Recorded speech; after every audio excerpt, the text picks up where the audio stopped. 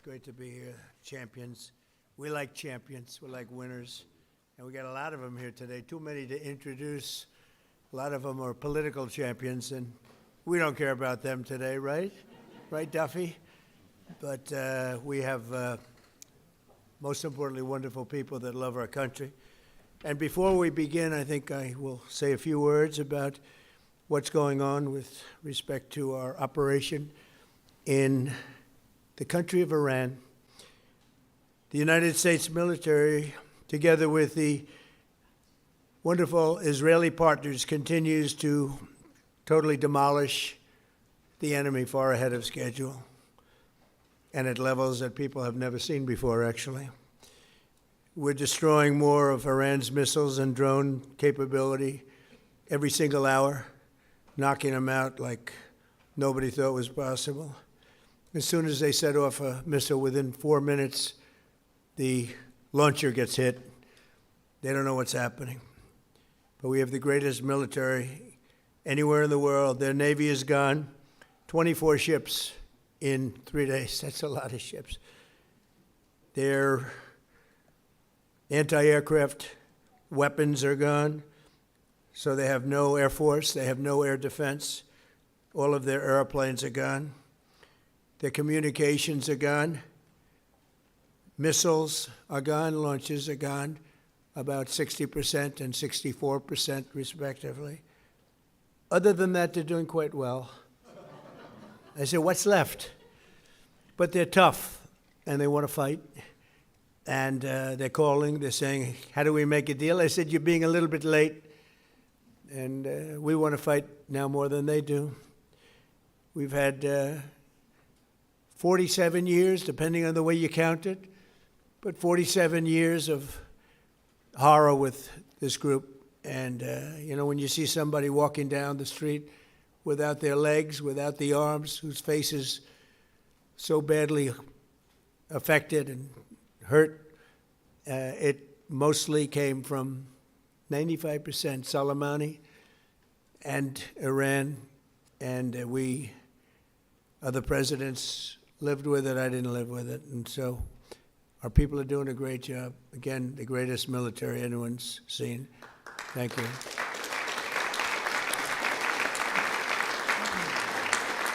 Thank you very much.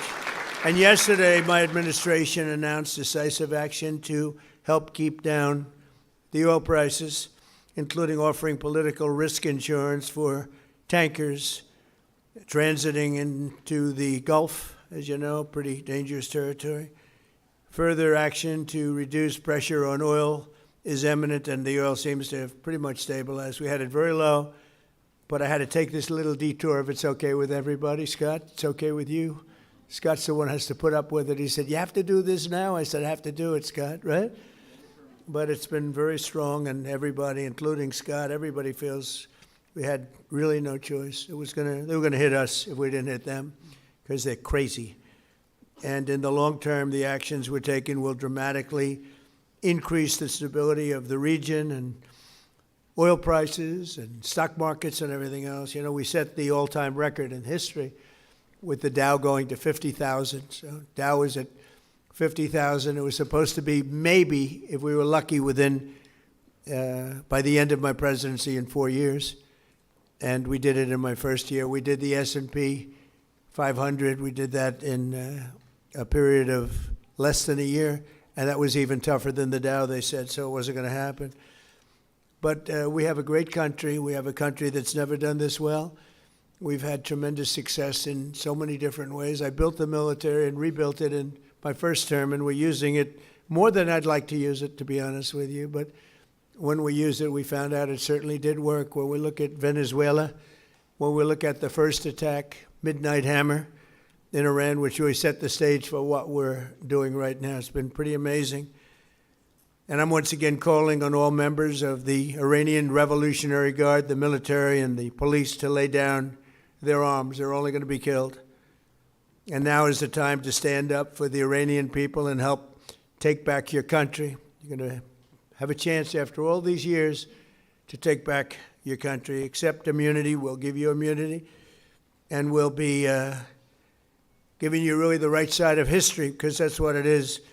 So you'll be perfectly safe with total immunity, or you'll face absolutely guaranteed death. And I don't want to see that. They don't want to see it either.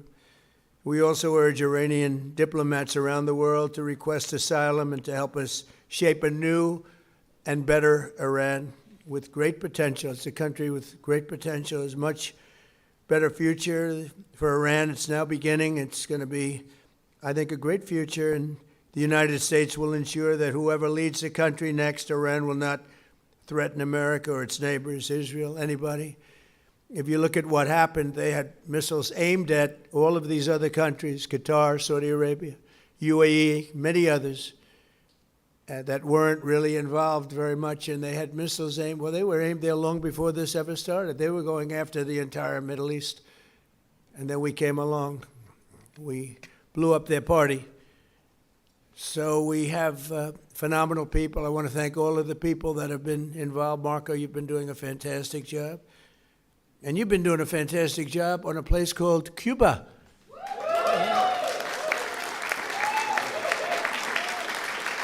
Right? Right. And A-Rod came in before. I said, hey, do you want to come up to a little award ceremony? He's gone to plenty of award ceremonies. Thank you, A-Rod. Big fan. But what's happening with Cuba is amazing. And we think that we want to finish this one first, but that will be just a question of time before you and a lot of unbelievable people are going to be going back to Cuba. Hopefully not to stay. We want you back, and we don't want to lose you. We don't want to make it so nice that they stay. But some people probably do want to stay. They love Cuba so much. I hear it all the time. That was another one that wasn't supposed to happen. Venezuela is going great. It's been stabilized. We have a wonderful person as your president-elect, Delcy Rodriguez, and she and her staff have been doing a fantastic job working with us. We're taking out hundreds of millions of barrels of oil, and it's going to Houston and various other places where it's being refined, and we're sending them back far more money than they've made in many years, and actually very shortly it'll be more money than they've ever made. And Venezuela is working. So we've had a lot of countries in places that truly love, you would say football, I would say soccer, but these are all countries that love football/soccer. And so I think the group likes it. And if you'd like, you could sit. I know I'm a very exciting speaker, but you can sit down if you'd like, okay? I'm looking at everybody standing. I'm saying, let's sit down. Because we're here to honor these great champions, and we want to take our time, right? Let's get to the reason that we're here, and it's a beautiful reason because we're honoring truly talented people. Today we're thrilled to host the 2025 MLS Cup champions, Inter Miami. Great job.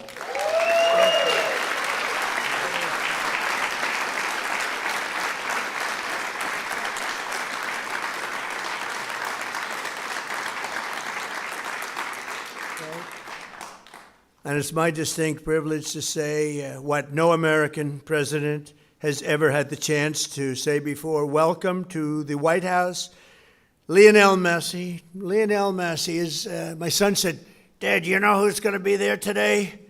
And I said, no, I got a lot of things going on. He said, Messi. I said, really? He's a big fan. He's a big fan of yours. He thinks you're just a great person, and I think you got to meet a little while.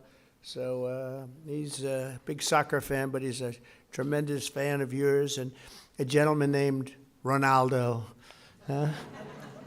We have Cristiano is great.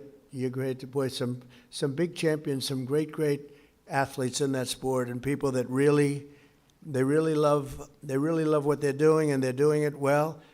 And it's an honor for us and everybody at the White House to be honoring you today. So congratulations as well to co-owners Jorge and Jose Mas, who came from Cuba, right? Originally from Cuba? Your parents came. And you're going to go back. Oh, yeah. It's going to be, and you won't need my approval. You just fly back in when I can just see that. It's going to be a great day, right? We're going to celebrate that separately. I just want to wait a couple of weeks. I wanted to wait a couple of weeks, but we'll be together again soon, I suspect, celebrating what's going on in Cuba. They want to make a deal so badly, you have no idea. As well as head coach, who I hear is a phenomenal coach, Javier Mascherano. Where's the coach?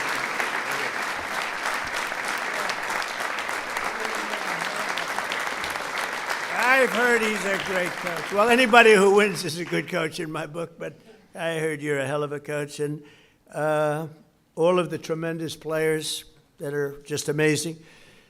We're also grateful to be joined by the MLS Commissioner, Don Garber. Don, wherever you're, Don. Stand up, Don. Good job.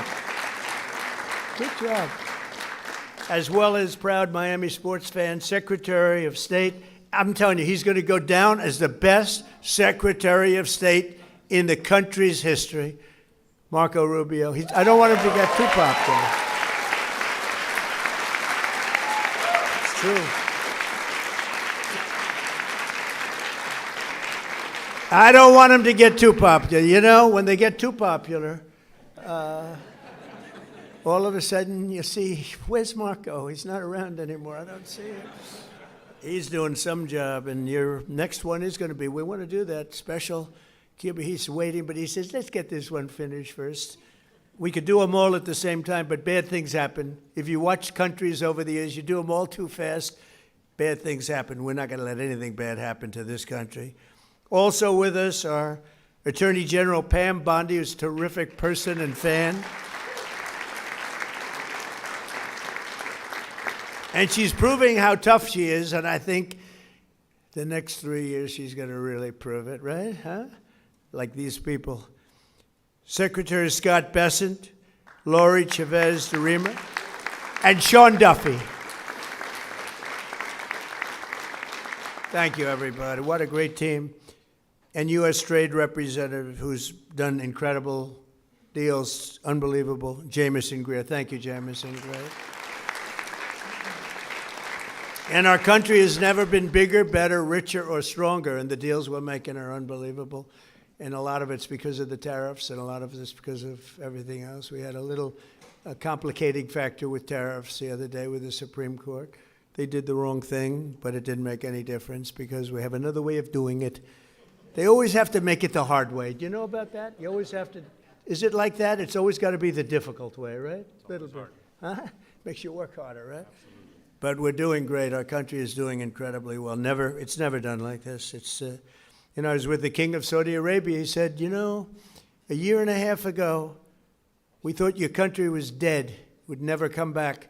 And now you have the hottest country anywhere in the world, which was sort of cool. I'll relate that story. But many, many leaders say the same thing. We have the hottest country anywhere in the world. 2025 was the record-shattering season for Inter Miami beginning last summer at the historic FIFA Club World Cup, hosted for the first time right here in the USA. So exciting. I shouldn't say this because you'll say I'm old, but I watched Pelé play. He played for the Cosmos. Do you know that? And Steve Ross was a great friend. I don't know how many people remember Steve. He was a legendary businessman. He really started cable TV. He was way ahead of time and ultimately passed away tragically. But he started the Cosmos team, and he wanted to get some good players. So he started with Pelé. I don't know, you may be better than Pelé. Pelé was pretty good. Who's better, him or Pelé? Merci. I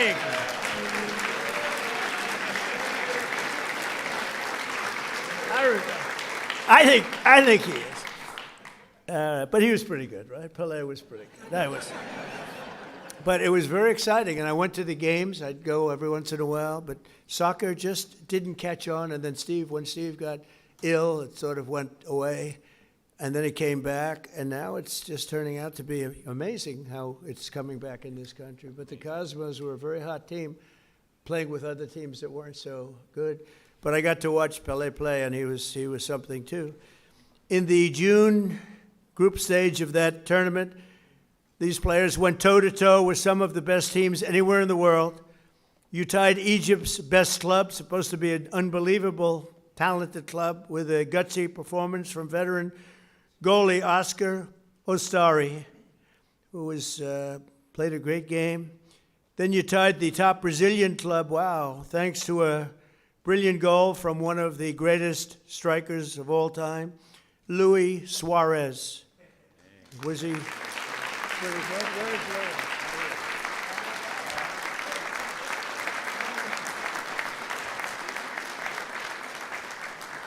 These are good-looking people. Marco, I don't like good-looking men. You don't feel so good about yourself standing up here. Good-looking people.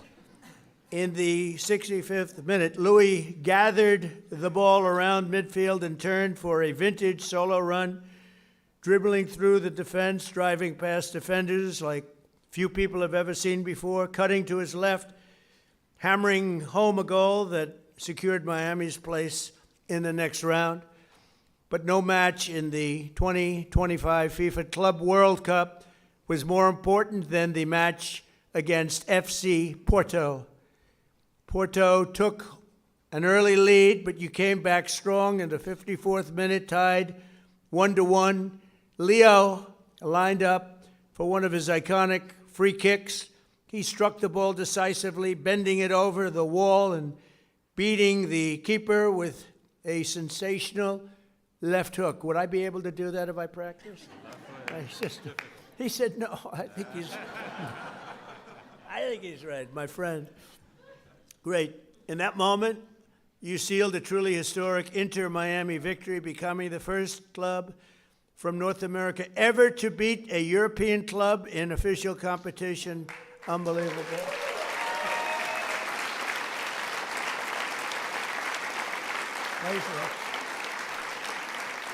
You know, I have to just interject. So, over the years, I love sports, and I've watched my friend A-Rod. With George Steinbrenner. I'd sit in his box, just the two of us. He would never have anybody but me. He liked me, right?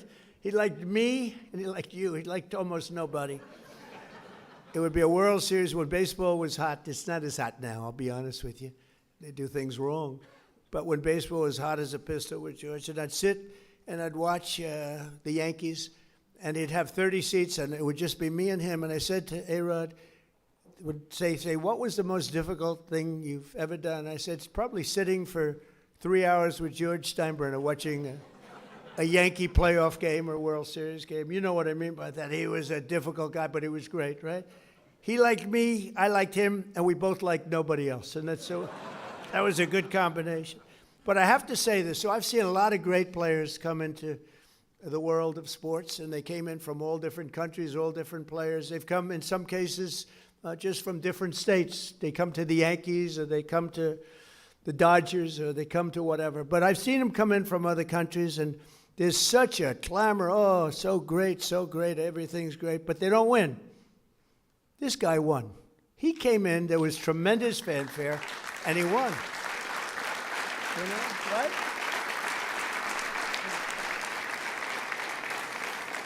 But it's true, they don't win. They come in and, you know, they're great players and they can even play okay, but they don't win. And Leo, you came in and you won, and that's something very hard to do, very unusual. And frankly, there's a lot more pressure put on you than anyone would know, because, you know, you're sort of expected to win, but almost nobody wins. They come in, they're great, they're the best in the world, they get paid a fortune. You came in and you won with all that pressure. That's an amazing tribute, so congratulations. Right? But in that moment, you sealed a truly historic Inter-Miami victory. And think of that, first club ever, North America, to top the so-called European clubs. Pretty amazing thing to do. Returning to the MLS, Inter-Miami built on that incredible momentum, playing a record number of games and scoring a total of 101 goals, the most in MLS history. Is that correct, Mr. Commissioner? Well, that's pretty good. How's Andrew? Is Andrew treating you okay? He's a good golfer, too, actually. People don't know it. He's a very good golfer, right, Andrew? But Trump's a good golfer, too, Andrew. That's moderation. Thank you. With 29 goals in the regular season alone, Leo won the prize Golden Boot, becoming the first player to be named the league MVP twice in a row. Amazing, comes in, a lot of great players. Pretty amazing thing to do, very hard to do. Exploding into the playoffs, this team racked up a series of statement wins, big wins, frankly wins that a lot of people didn't think they could do. You secured a 3-1 must-win victory over Nashville SC. You thrashed FC Cincinnati 4-0 on the road. And then you routed New York City FC 5-1, led by a hat trick from young star Tadeo Allende. Where is Tadeo?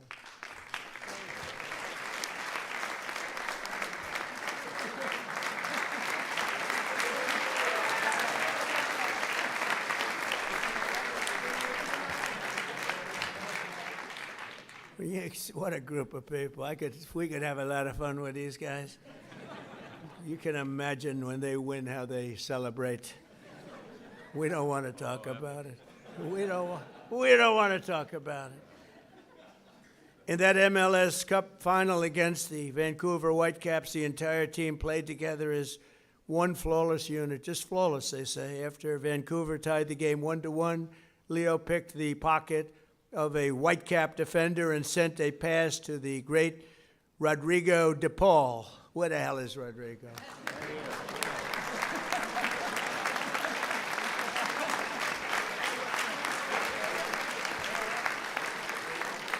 Do you have any bad-looking players? I like the bad-looking guys much better.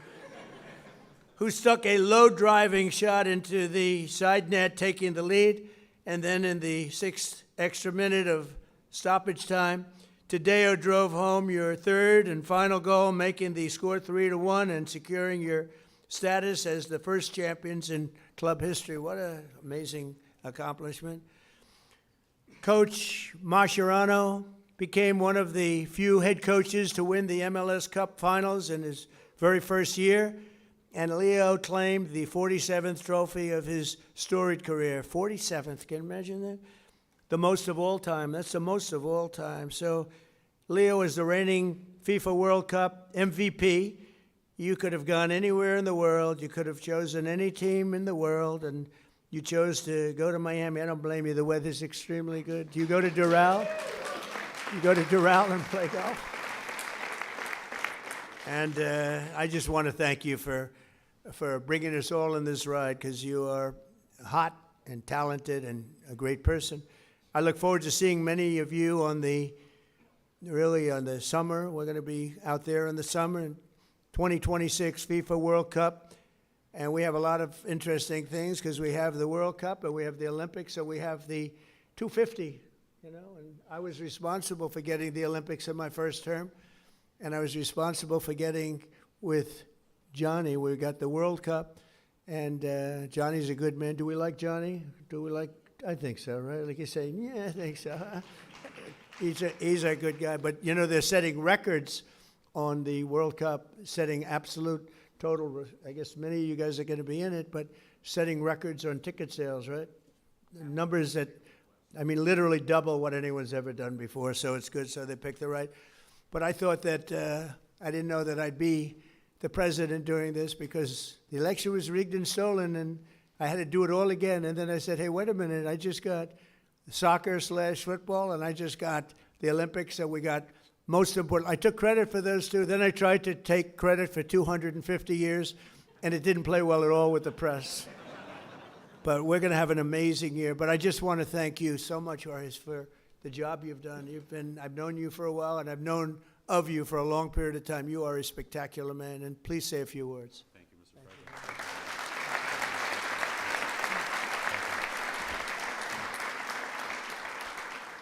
President. Thank you very much, Mr. President.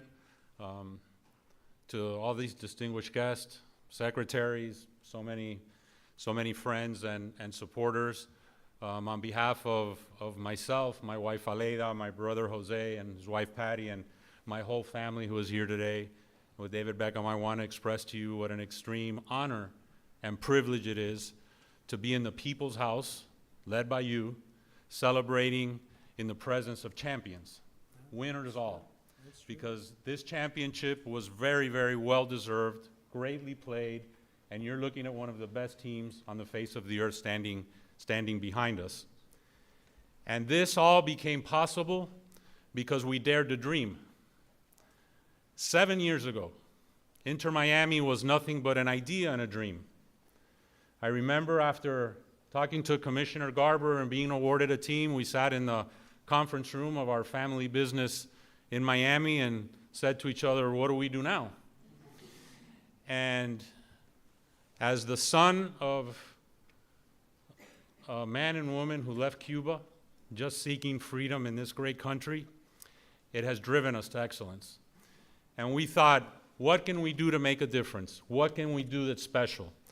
And at that time, I told myself what many people thought impossible. I said, we are going to bring the world's greatest player to play at Inter Miami. And that was in 2019.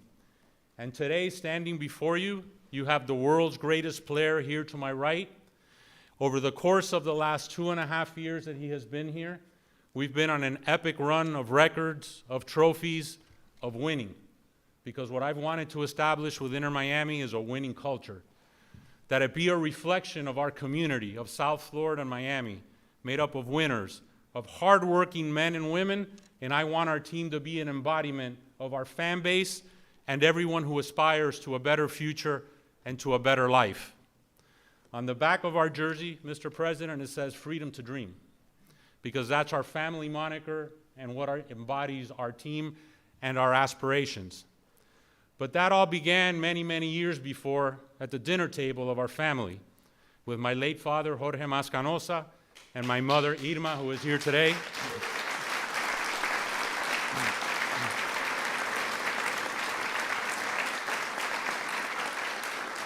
And I speak now in tribute to our parents' generation. And I share that with Secretary Marco Rubio, of men and women who fled communism, who fled tyranny, who wanted a better life for their boys and their daughters and their sons in the future. And at that table was instilled in us that if you work hard and you sacrifice and you dream, it can be possible. And today, standing before you, Inter Miami is one of the world's biggest clubs. Most based on history, but our history has been short. But having a winning culture, having the best-selling jersey on the face of the earth, making a global difference, and not only because of Lionel Messi, but these men standing behind you have changed the culture of football in the United States of America forever. We can play with the big boys. We can be heavyweights. Our league can be one of the top leagues in the world. And it is this ability to dream, to persevere, to have no obstacles ahead of us that we will continue to be successful. And hopefully, Mr. President, this is not our only visit here celebrating an MLS Cup championship. But this team is an embodiment of that. And I want to thank you to be able to express this to you, to so many dear friends, loved ones, and global fans all over the world. We fill stadiums everywhere. We're playing this weekend against DC United at the Raven Stadium in Baltimore, because we'll have a sellout there. We sell out everywhere we go. We open the season in the LA Coliseum with a record crowd. But it is our aspiration to continue breaking barriers, to putting no limits, to making sure that Major League Soccer and Inter Miami over the course of the next few years is considered with the elite of global football. So with that said, Mr. President, thank you. Thanking you for sharing this championship with us, that we can share it with our families in the people's house and we can share it with the world. Thank you.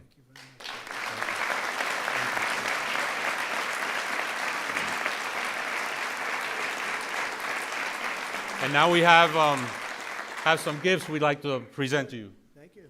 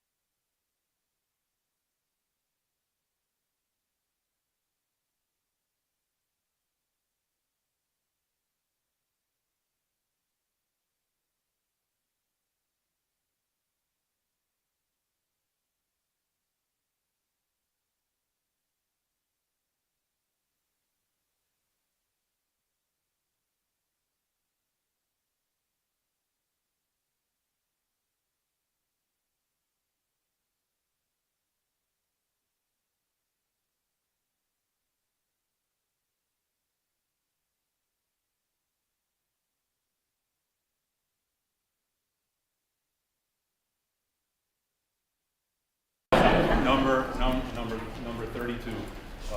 But thank you, Mr. President. Thank you very much. And I want to just invite the team to the Oval Office, very, very special place. It's sort of the center of the world, especially now, but always. It's the center of the world. We have a little present for you there. And anybody would like to come, you can just follow me on down there, okay? You'll see the Oval, and you'll have some fun. Thank you all very much. Thank you.